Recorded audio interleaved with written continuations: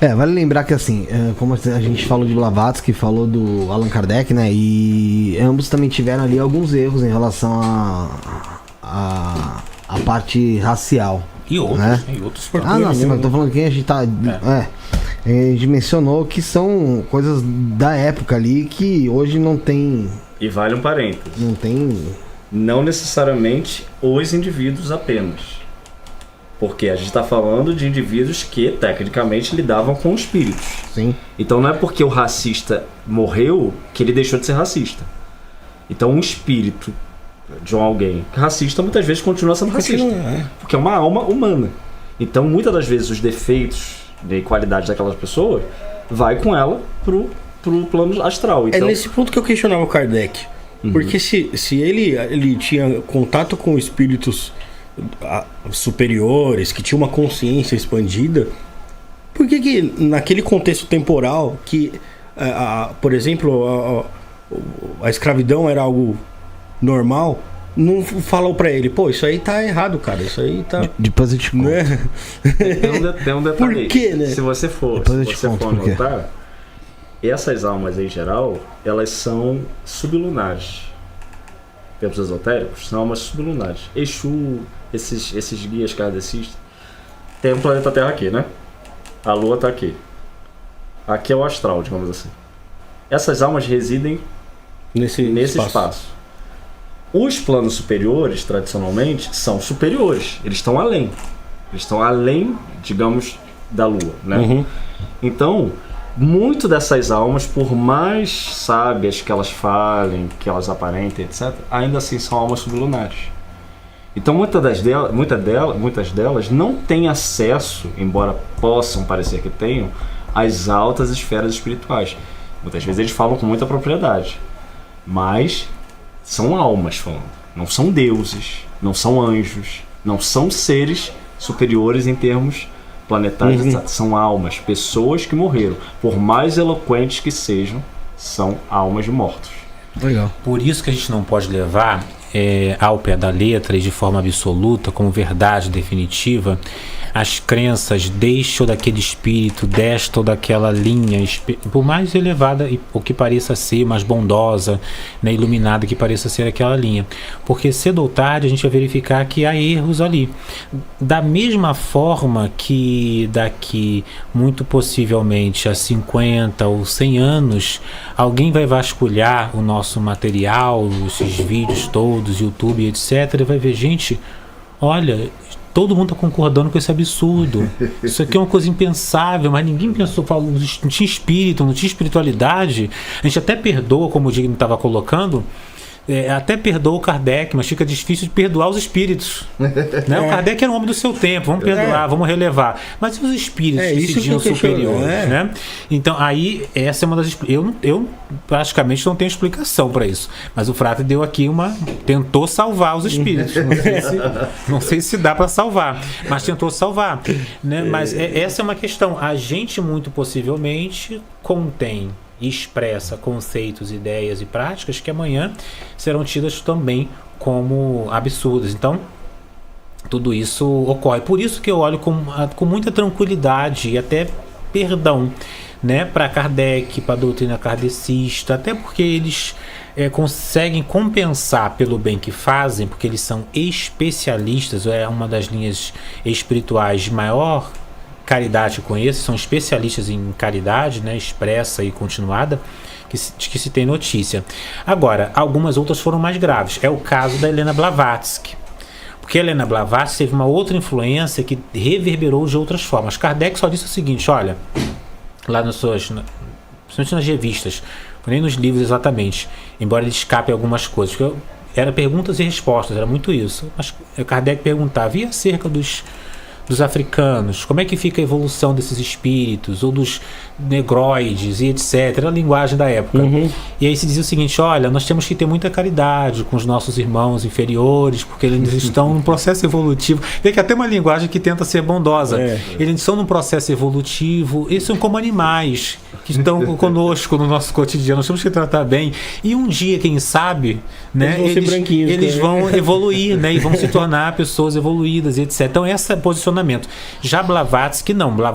Os termos de Blavatsky, os enquadramentos que ela faz, se tornaram um pouco mais radicais, porque ela vai assumir a ideia de raças superiores e raças inferiores que vão evoluindo de acordo com o tempo, e tudo isto vai desaguar de forma mais ou menos direta, né, em teorias nazi, né, em teorias que vão sustentar atrocidades das mais diversas. Então é algo um tanto quanto mais complexo. Tanto é assim, para quem está acostumado com imagéticas, por exemplo, dos mestres ascensos, que foram praticamente uma revelação, por assim dizer, de Helena Blavatsky, são todos loiros, todos brancos alvos como a neve, loiros, né, dos olhos azuis. Todas as representações, elas vão se dar assim: mestre Kuthumi, mestre Omoriá, mestre Saint Germain,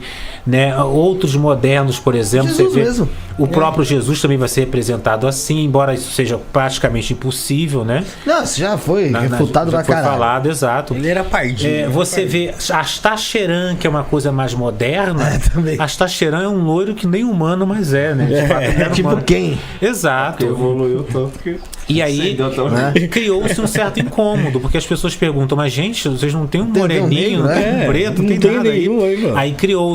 Aí criou-se um chamado, um mestre negro com um corte assim um pouco black power, curtinho, chama-se mestre Afra, em referência à África. Quer dizer, nem um nome próprio conseguiram dar no mestre. Não nem o nome. Não tem nome, Afra, porque aí pega toda a África, pronto. Vocês estavam reclamando, agora vocês o continente É inteiro. ascensionado. Estou feliz, pronto, ascensionamos um negro também. Então tem essas complexidades da espiritualidade. Por isso que a gente tem que confiar nos relatos, nas mediunidades, nas conexões e etc. Mas até a página 2, não sair comprando tudo como se fosse verdade absoluta. Legal. E tem que se tomar cuidado nessa questão aí, porque, só complementando o que o Fábio falou, porque não faz nem 100 anos, né? Ou talvez 100 anos, né? Que nós tivemos a ascensão de um sistema político, né, que tentava eliminar pessoas através de ideologias ocultistas e esotéricas, que é o caso do nazismo, né? O nazismo, né, como a gente estava conversando antes, foi estruturado através de uma lógica ocultista. Hitler não era tão profundo conhecedor dessas coisas, embora fosse interessado nesses assuntos, mas Himmler, que era o general da Schutzstaffel, das SS, ele estrutura a Schutzstaffel inteira com bases esotéricas a partir das perspectivas de sucessão das raças. E um dos pensamentos desses indivíduos que eles apregoavam, primeiro que ele tentou criar um passado fictício, né, para a Alemanha, de que todos os alemães eram loiros, né, de que todo mundo era feliz da vida, etc. E pega lá aquela coisa do Wagner, né, das óperas, etc. Ele cria toda aquela estética, né, convencendo as pessoas de que eles tiveram um passado glorioso e perfeito, que precisavam retomar esse passado. Narrativa. Exato. E uma das bases dos fundamentos que eles pregavam era o seguinte, e aí as pessoas têm que saber essa distinção também, que existem grupos racistas que pregam superioridade racial e existem grupos racistas que pregam separação racial. Sim. Então há uma diferença. Por exemplo, a KKK, eles não pregam superioridade racial, até onde me consta, a Ku Klux Klan, que é uma sociedade secreta, Sim. etc. Eles pregam apartheid, separação social, racial. Por quê? Uma das ideias que esses grupos compartilham é que existe um karma racial. Então, cada raça, né, conforme posto dessa forma, a raça branca, a raça amarela, a raça vermelha e a raça preta, né? A vermelha, para quem não é familiarizado, são os indígenas, né? Amarelos são os asiáticos, pretos africanos e brancos os europeus. Cada grupo racial desse teria um karma próprio. E uma vez que você mistura os indivíduos, ou seja, se um indivíduo branco casa com... Você junta os karmas, mas... Você junta os karmas. E esses karmas são somados. Então o descendente, ele vai ter um karma duplo. que é o karma da raça branca e o karma... Bom, hoje em dia a gente já tem então uns 35 karmas. Eu já tenho uns 200 karmas. Miscigenação, né? Todos os karmas somados. O Brasil é a fonte da somatória dos karmas. Então, assim, é preciso sempre tomar muito cuidado, por quê? De que forma as sociedades secretas, aí é o lado negativo das ordens, né? Porque existe, né? Podem influenciar isso, né? É lógico que, como eu falei antes, existem ordens e ordens. A maioria das sociedades secretas jamais compactuariam com ideais racistas e coisas desse tipo.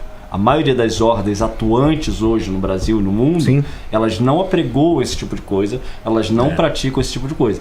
Porém, grupos específicos podem, de fato, se desenvolver, etc., e começar a desenvolver essas ideias. Então, assim, o que a gente tem que manter sempre o alerta é nunca subestimar o poder. Sim, aquela história do seguinte, cara. Você provavelmente passou hoje, vindo pra cá, talvez em algum momento dessa semana, por alguém que tenha assassinado outra pessoa. E você simplesmente não sabe. Exato. Né? Exato. Então não subestima. Então, assim, você realmente não tem que subestimar. Mas também não pode atribuir sem nenhum tipo de... Pode ter Exato. passado por um Balkan do leste europeu aí, você não sabe. Não, cara, não, falando sério. Exato. Entende? Não pode, é sempre o equilíbrio, né? Sim. A questão racional, etc. Ou seja, não dá para considerar que porque determinados erros foram cometidos no passado, que eles não podem voltar a acontecer. Podem. E é nossa função, enquanto indivíduos alinhados com esses caminhos, a separar as ideias e nos separar daqueles que apregou determinadas ideias que não compactuam com os fundamentos gerais do ocultismo, né? Então, se tem determinados grupos ocultistas que sejam, que têm determinadas ideias nazistas, racistas, eles são outros, né? Eles não estão relacionados à maioria de nós. Se tem grupos criminosos, eles são outros. Eles não estão relacionados à maioria de nós, né? Da mesma forma como a gente citou. Se tem uma seita lá nos Estados Unidos, né? Que vai lá, todo mundo se mata, etc. Isso é aquele grupo. Não quer dizer que todo mundo vai fazer a mesma coisa porque pertence a um grupo específico de sociedade secreta, etc. Cada um tem ideologias e parâmetros e critérios diferentes.